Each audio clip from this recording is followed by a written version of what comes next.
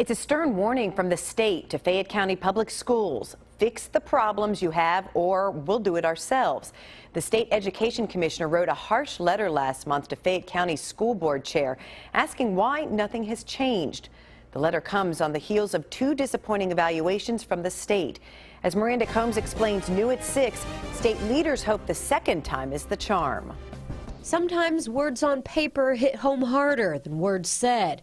They can't be taken back or forgotten. This is the only letter I've ever written to a school board that really was this sharply worded. Education Commissioner Dr. Terry Holliday will be retiring at the end of the summer. No time to waste, but that's exactly what he says has been happening in Fayette County. When you talk about this diagnostic, you seem frustrated. Yeah, I'm frustrated that the passion and the sense of urgency was not there in the district office. This is the diagnostic report for Fayette County schools. It's not the first, it's the second in as many years, pointing out achievement gaps across the district and spotlighting deficiencies at Bryan Station High School. You would think a district with Fayette's resources would jump in and get right to work to support that school.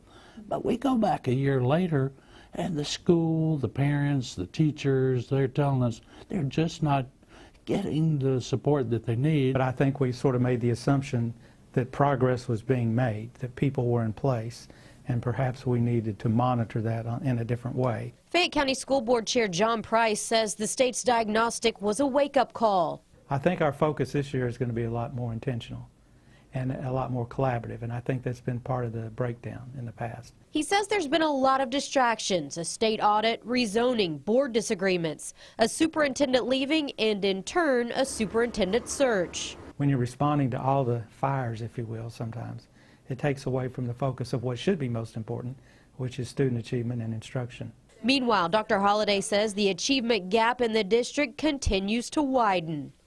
If I run a list of the 100 lowest performing schools, 33 of those schools are in Jefferson and Fayette.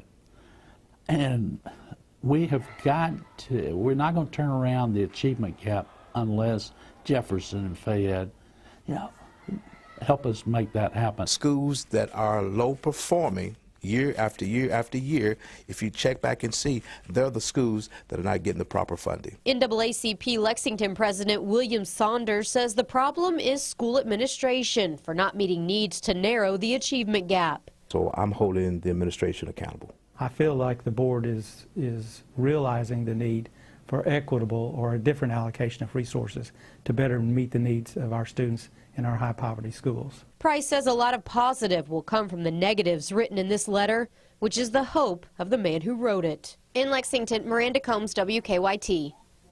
Price says Bryan Station is expected to move out of priority status at the end of this year. The principal at Bryan Station retired last week. That job is now posted. Price also said the school board will be micromanaging issues, at least for the short term.